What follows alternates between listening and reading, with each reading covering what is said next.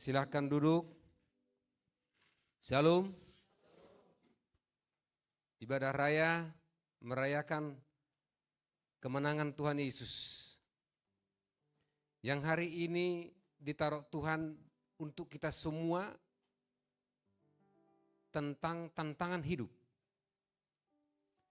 Dengarkan baik-baik, firman-Nya akan memberkati saudara-saudara. Akan luar biasa memberkati saudara, mereka saudara sekarang berada di profesi apa, di pekerjaan apa, di dalam pelayan apa, terlebih khusus di gereja ini. Oleh karena itu semua handphone mode pesawat, supaya tidak teralih pikiran, ya, mode pesawat. Tuhan akan memberkati saudara. Ada pesan spesial lewat firman hari ini kepada kita semua. Tantangan hidup,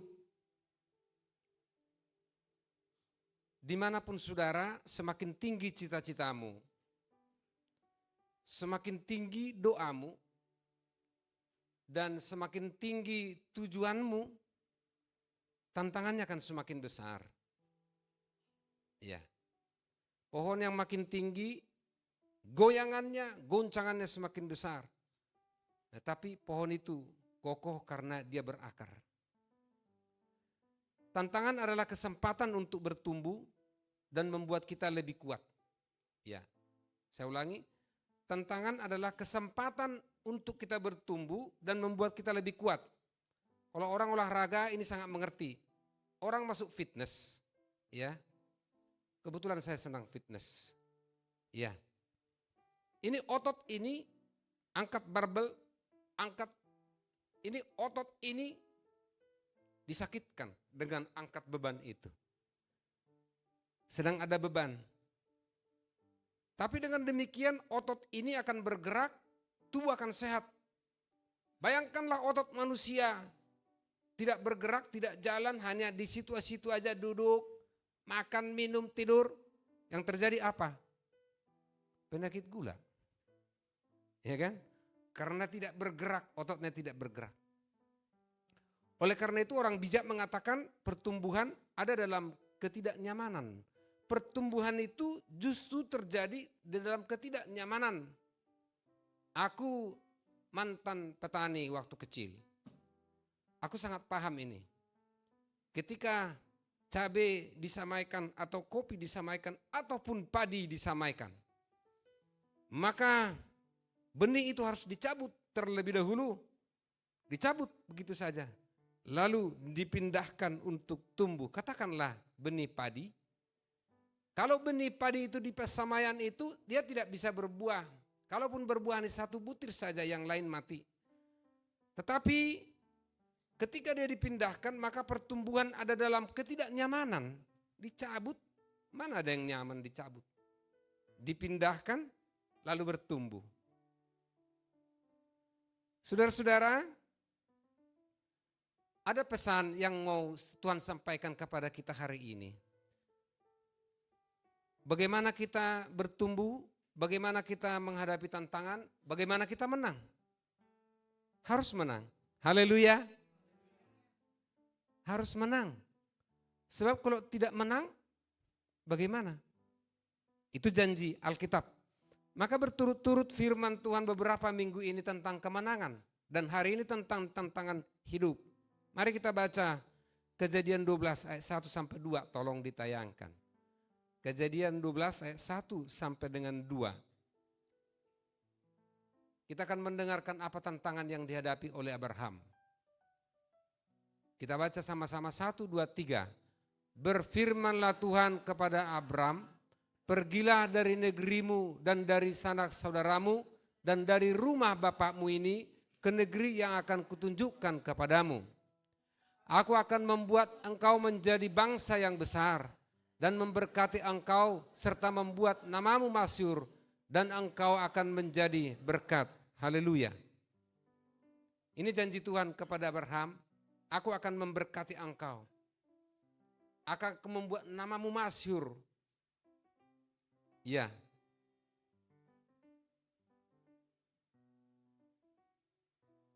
Tapi apa yang dihadapi Abraham? Ada tantangan. Banyak sekali tantangan. Tantangan yang dihadapi Abraham jauh lebih besar dari hadapi saudara-saudara. Yang saya hadapi sendiri.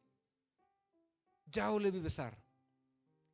Dan kalau kita sambung berkat yang diterima Abraham dalam Galatia 3:14 adalah teks khotbah saya. Ya. Berkat Abraham sampai kepada saudara. Karena dia tabah menghadapi pencobaan itu. Galatia 3:14, Yesus Kristus telah membuat ini supaya dalam dia berkat Abraham sampai kepada bangsa-bangsa lain. Sehingga oleh iman kita menerima roh yang telah dijanjikan itu. Yesuslah yang membuat berkat Abraham itu singgah dalam kehidupan saudara-saudara. Singgah di rumah saudara-saudara, terutama singgah di gereja ini. Yesus yang membuat itu. Apa yang dijanjikan Tuhan kepada Abraham, itu juga janjinya kepada kita. Haleluya. Apa tantangan yang dihadapi Abraham? Tokoh yang kita dengarkan hari ini tentang tantangan itu adalah Abraham. Dia kembali kepada teks khotbah nomor 2.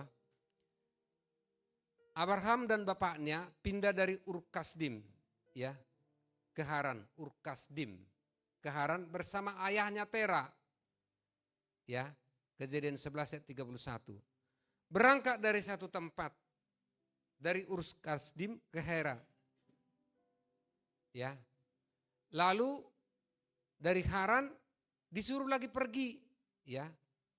Dari Haran ke tanah Kanan. Bayangkan.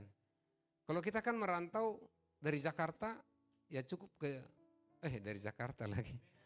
Dari Jakarta merantau ke Depok, ya bukan merantau namanya. Apalagi pasar Minggu, ya kan. Dari Sumatera ke Jakarta. Ya. Kita kan merantau. Kira-kira seperti ini Abraham. Jadi kita ini seperti Abraham juga. Ya kan?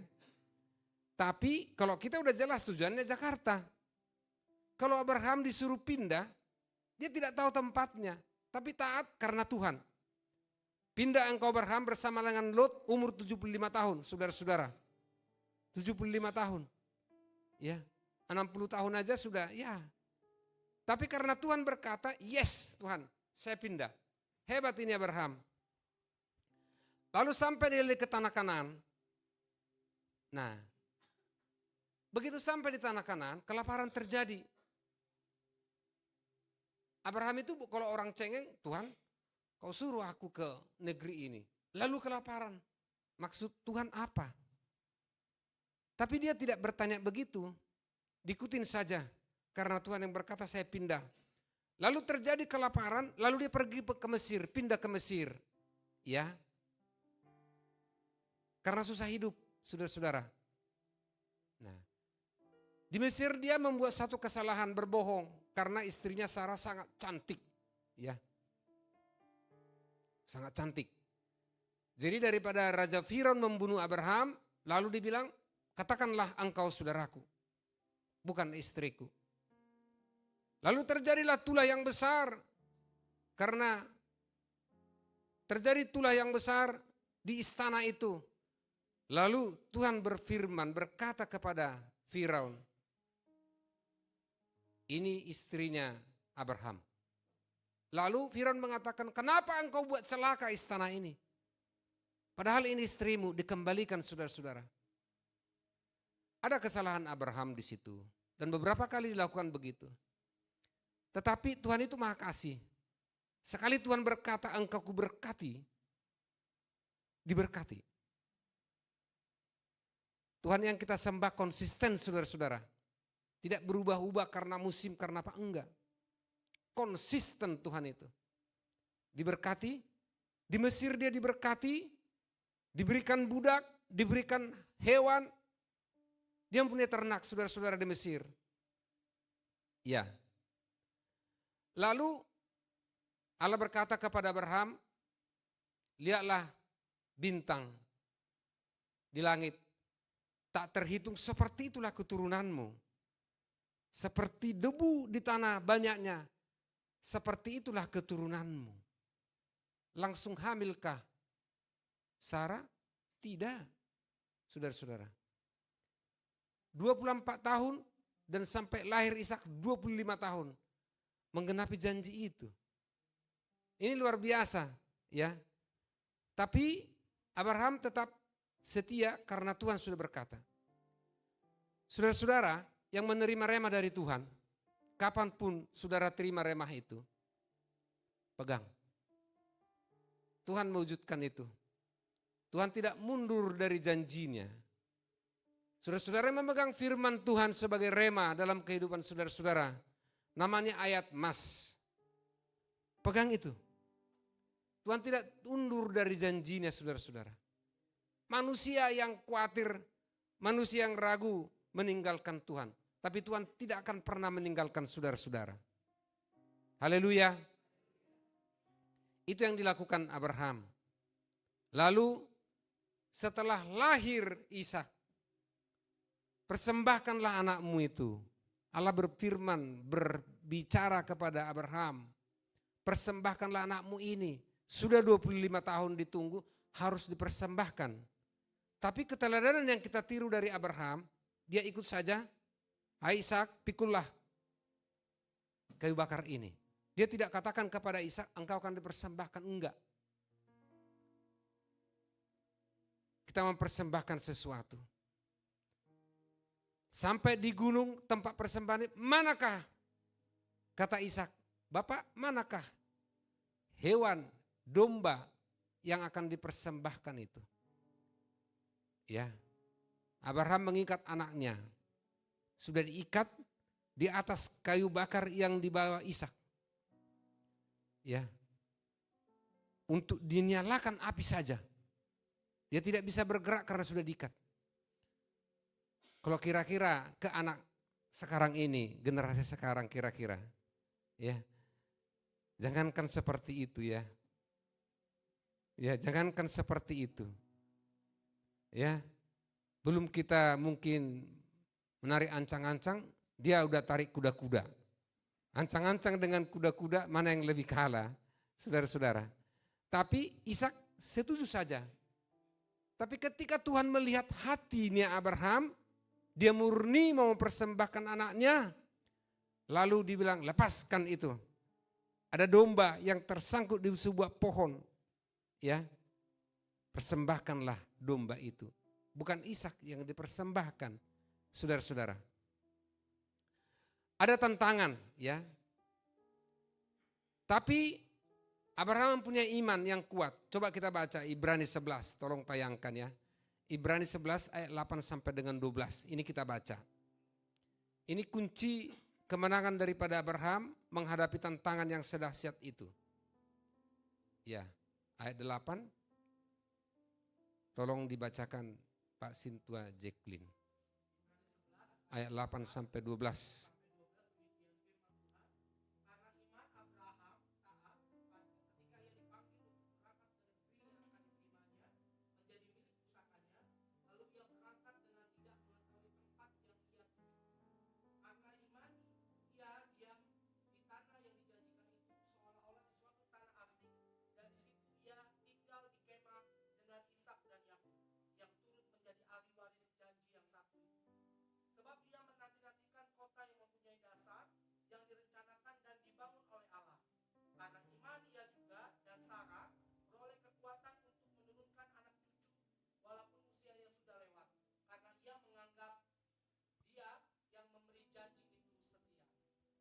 Puji Tuhan. Ada keputusan-keputusan yang dibuat Sarah membuat berkepanjangan persoalan di dunia ini. Ini soal keputusan, ya. Tuhan sudah berkata kepada Abraham, engkau akan punya keturunan. Sarah yang sudah mandul, memang sudah mandul, tidak bisa lagi untuk mengandung. Nah, tapi ketika Tuhan yang berdaulat itu berkata, ya dan amin. Tapi dia tidak sabar, ya. Lalu diberikan gundiknya kepada Abraham, Lalu lahirlah Ismail. Lalu sombonglah ini, gundiknya ini, lalu diusir keluar, pergi. Saudara-saudara, keputusan yang salah itu akan berkepanjangan membuat yang salah. Itu sebabnya kita mengambil keputusan harus benar-benar kita berdoa kepada Tuhan. Supaya keputusan itu dari Tuhan, bukan dari manusia. Kita hanya melihat sepanjang batas tembok sana dan saudara melihat sebatang tembok ini. Adapun saudara tahu rumah di belakang itu karena saudara pernah melihat dari luar gereja. Oh, ada rumah di situ. Adapun tahu di sebelah ini ada toko material karena saudara melihat dari luar. Pemandangan kita terbatas, saudara-saudara. Tapi Tuhan memandang jauh ke depan. Segala keputusan-keputusan yang kita ambil didasarkan kepada Tuhan. Apa yang menjadi kunci berkat Abraham mengalahkan tantangan hidup itu? Ada dua kata, iman dan ketaatan. Iman dan ketaatan. Dalam Kejadian 15 ayat 5-9. Keturunanmu seperti banyaknya bintang di langit. Negeri ini kepadamu kuberi menjadi milikmu. Apa yang dilakukan Abraham? Lalu percayalah Abraham kepada Tuhan, maka Tuhan memperhitungkan itu kepadanya sebagai kebenaran. Apa yang kita petik dari perjuangan Abraham? Iman, percaya. Ketika Tuhan berkata percaya. Adalah lebih bahaya orang tidak percaya. Adalah lebih diuntungkan dan diberkati orang yang percaya, saudara-saudara. Ya. Lalu percayalah Abraham kepada Tuhan, maka Tuhan memperhitungkan hal itu kepadanya sebagai kebenaran. Apa yang dilakukan Abraham untuk memperoleh berkat janji Tuhan itu? Pertama, ketika dia terima janji Tuhan, dia mempersembahkan, memberi persembahan, saudara-saudara. Simak baik-baik. Seekor lembu betina, seekor kambing betina, seekor domba jantan, seekor burung tekukur, dan seekor anak burung merpati kepada Tuhan. Dipersembahkan ketika dia menerima janji itu. Ya. Lalu mempersembahkan persembahan perpuluhan kepada Melkisedek, Kejadian 14 ayat 18-20. Hari-hari ini saudara-saudara tetap diperdebatkan orang tentang perpuluhan. Ada pendeta yang mengatakan, ya kalau begitu robeklah kitab Kejadian, Kejadian. Gak usah lagi di Alkitab itu. Ada yang menjawab begitu. Gak usah ada meliaki, robeklah perjanjian lama itu. Iya kan? Di suatu saat lapangan tenis, saya main tenis. Di situ banyak agama, saudara-saudara. Lalu diangkat seorang Kristen juga yang mengangkat sebelum main tenis. Perpuluhan ini apa itu kata? Teman saya ini Kristen. Sekarang masih grup saya. Karena dengar teman-teman yang lain saya bilang, aku saksi hidup. Aku setia memberi perpuluhan. Saya diberkati Tuhan. Diam semua. Kenapa? Karena saya ada di lapangan itu aku berkat bagi mereka. Saya beli pakaian kostum. Saya beli sepatu untuk teman-teman saya pada waktu-waktu yang lewat. Karena saya harus berkat di tengah-tengah dimanapun kita berada, saudara-saudara. Mereka tidak akan membantah satupun yang saya katakan. Karena aku menjadi berkat di grup itu, saudara-saudara. Haleluya.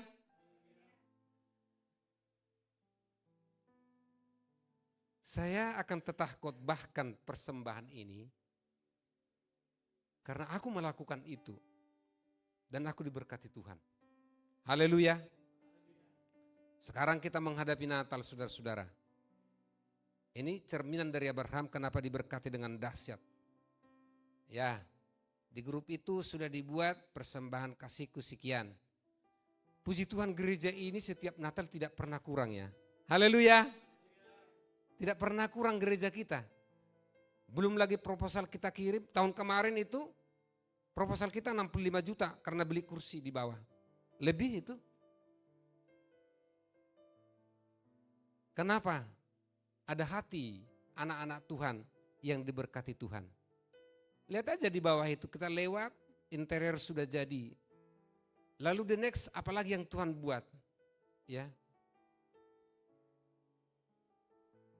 Lihat aja perkembangan gereja ini semua ya. Pergumulan kita ke sebelah, ke samping. Gak usah gentar soal itu. Kalau Tuhan berkata iya, iya. Tidak ada yang menghalang itu saudara-saudara.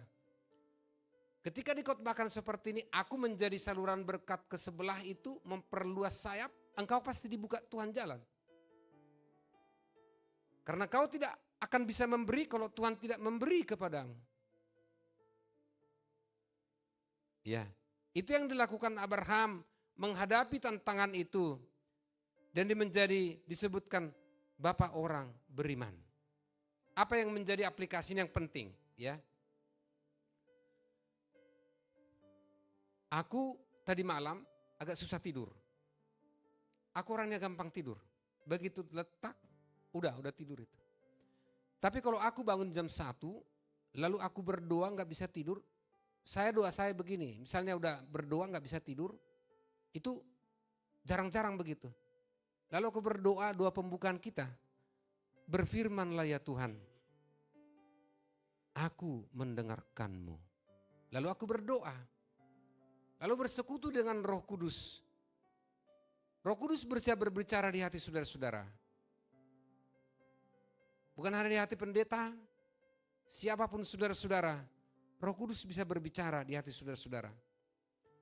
Lalu untuk memperoleh masuk kepada berkat Tuhan, ya. Sedangkan ada pergumulkan satu, saya doakan jemaat di tempat ini di jam 1 itu, karena kami janji akan berdoa tentang satu hal. Apa kehendak Tuhan?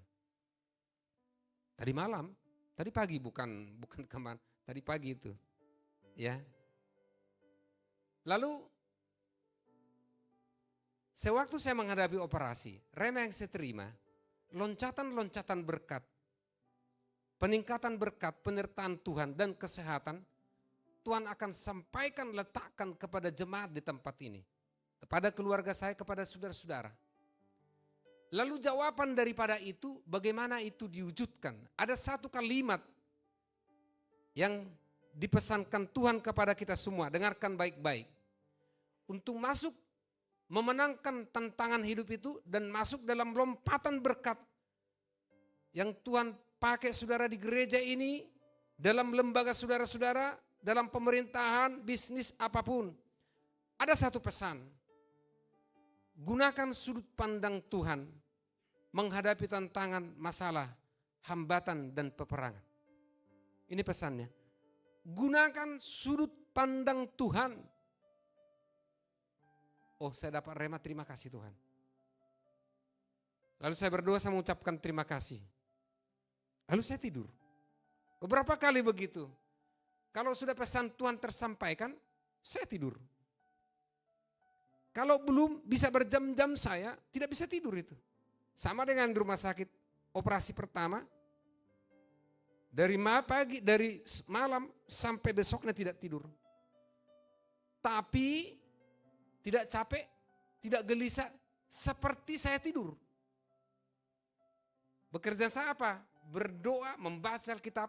Padahal kalau waktu operasi kan enak, mana kita rasakan sakit.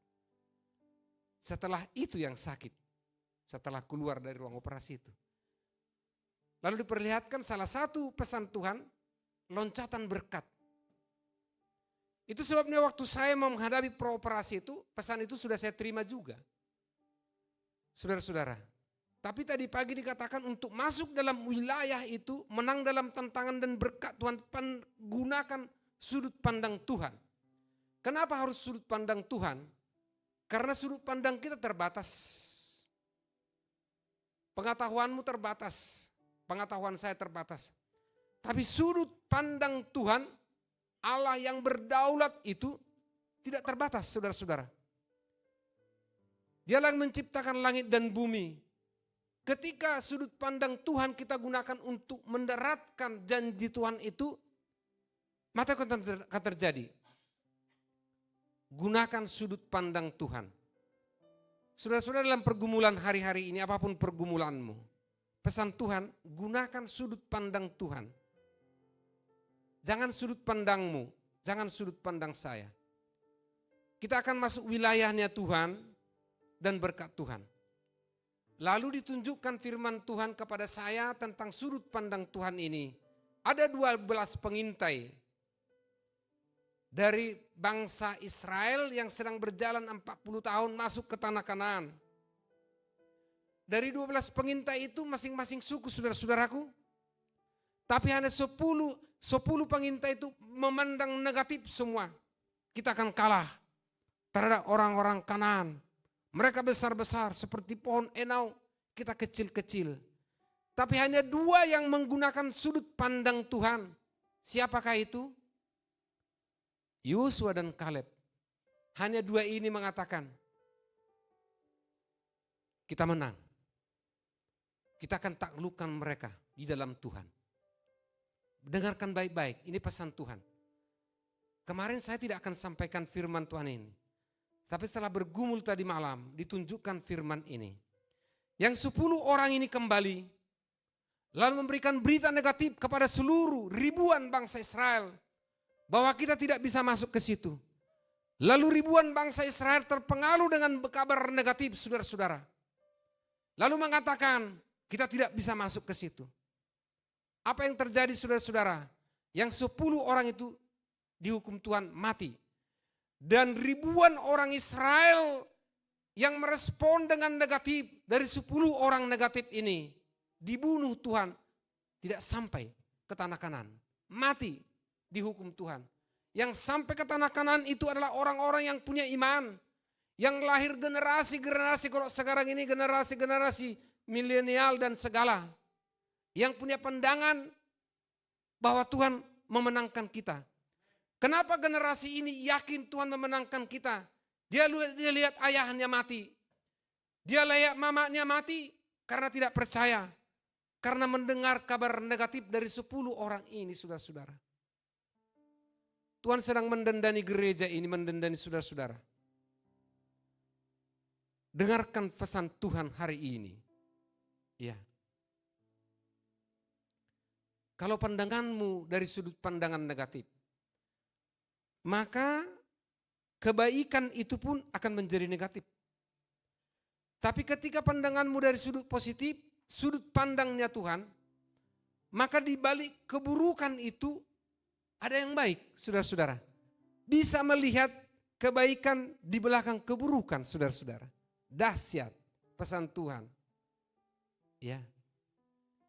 Jangan beritakan berita negatif di gereja ini. Bukan aku yang bicara ini. Jangan kau ngegosip, hanya ngomong sana sini, sana sini. Berhenti itu, saudara-saudara. Bicarakan firman Tuhan, bicarakan kemajuan-kemajuan. Bicarakan lompatan-lompatan iman. Bicarakan terobosan-terobosan ke depan. Apa yang dilakukan. Itulah perbedaan komunitas orang-orang cerdas dengan orang-orang yang tidak cerdas. Orang-orang cerdas berkumpul, maka dia membicarakan terobosan-terobosan. Penjangkauan jiwa-jiwa. Siapa yang harus kita jangkau? Saudara-saudara. Bukankah kita dicerdaskan oleh Tuhan? Anak-anak Tuhan akan diangkat kecerdasannya. Anak-anak Tuhan akan melihat orang lain seperti bodoh. Sepertinya bukan orang lain yang bodoh. Tetapi kecerdasanmu yang diangkat Tuhan. Jadi kalau engkau berada di satu kantor, di satu tempat, engkau melihat sekelilingmu seperti bodoh. Mereka tidak bodoh, saudara-saudara. Kecerdasanmu yang diangkat Tuhan, sehingga engkau nyambung dengan mereka. Lalu bagaimana caranya? Di balik keburukan itu ada kebaikannya. Haleluya. Generasi-generasi kita akan diangkat Tuhan kecerdasannya. Sepanjang diikuti sudut pandang Tuhan. Iya. Diikuti sudut pandang Tuhan. Kemudian pasukan Gideon yang 32.000 orang itu untuk mengalahkan tentara Midian itu. 135 orang tentara. Gideon mengarahkan 32.000 pasukan. Tapi Tuhan berkata terlalu besar itu Gideon. Lalu bagaimana Tuhan? Seleksi, terjadi tes, fit and proper test. Fit and proper testnya bukan di depan komputer, bukan di depan soal. Berjalanlah lewat sungai itu Gideon. Lalu lihat orang-orang yang minum air dengan menadak tangan begini lalu minum. Dan berjaga-jaga. Hanya itu yang masuk berperang. Yang lain jangan. Tercatatlah hanya 35.000 orang. Ya 300 prajurit. Tercatatlah yang minum itu hanya 300 prajurit dari 32 orang. Dari 32.000 orang. Hanya yang 300 orang ini yang maju. Mengalahkan tentara lawan. Apakah senjatanya? Trompet bisa menembak enggak? Bisa menembak trompet enggak? Enggak bisa, dia hanya bunyi. Ya kan? Lalu buyung kosong dan obor. Menciptakan ketika mereka meniupkan trompet itu dan memecahkan buyung kosong itu, maka kebingunganlah lawan yang 135.000 itu, dan mereka lawan itu saling menyerang, saudara-saudara. Kenapa bisa terjadi begitu? Tuhan berpihak kepada orang 300 orang itu. Keberpihakan Tuhan kepada saudara-saudara itu tidak bisa dipungkiri, ya. Makanya pakai sudut pandang Tuhan. Maka tentara Midian saling berperang di antara mereka. Ketakutan mereka semua, saling membunuh mereka. Selesai. Kenapa harus 300 orang? Tuhan berkata kepada Gideon, kalau masih 32.000 orang, maka engkau akan mengatakan nanti kami menang oleh karena senjata kami, kata Tuhan. Tetapi saudara menang, Gideon menang, dan 300 orang oleh karena Tuhan. Itu yang mau Tuhan sampaikan kepada saudara-saudara. Saudara-saudara diberkati bukan karena panahmu, bukan karena hebatnya panahmu, tetapi karena Tuhanlah yang memberi kemenangan ini kepada kami, kata Raja Daud. Aku tidak percaya kepada panahku, panahku pun tidak memberikan kemenangan kepadaku, tetapi engkaulah yang memberikan kemenangan itu kepada aku, kata Raja Daud. Saudara-saudara, suatu saat kemenangan itu kita akan persembahkan kepada Tuhan. Karena dari Tuhanlah kemenangan itu. Haleluya. Khotbah ini akan diakhiri. Masing-masing saudara dititipkan Tuhan dalam pekerjaanmu. Bagi yang masih bekerja, bagi yang sudah pensiun, ya tentu ada titipan Tuhan. Ya. Saudara-saudara ada di situ, itu bukan gampang. Dimanapun kantor saudara-saudara, itu tidak gampang. Ada maksud Tuhan di situ. Tapi yang Tuhan pesankan hari ini kepadamu, ingatlah 12 pasukan itu, yang 10 semua negatif. Hanya 2 yang mengatakan kita menang. Dan menang bangsa Israel.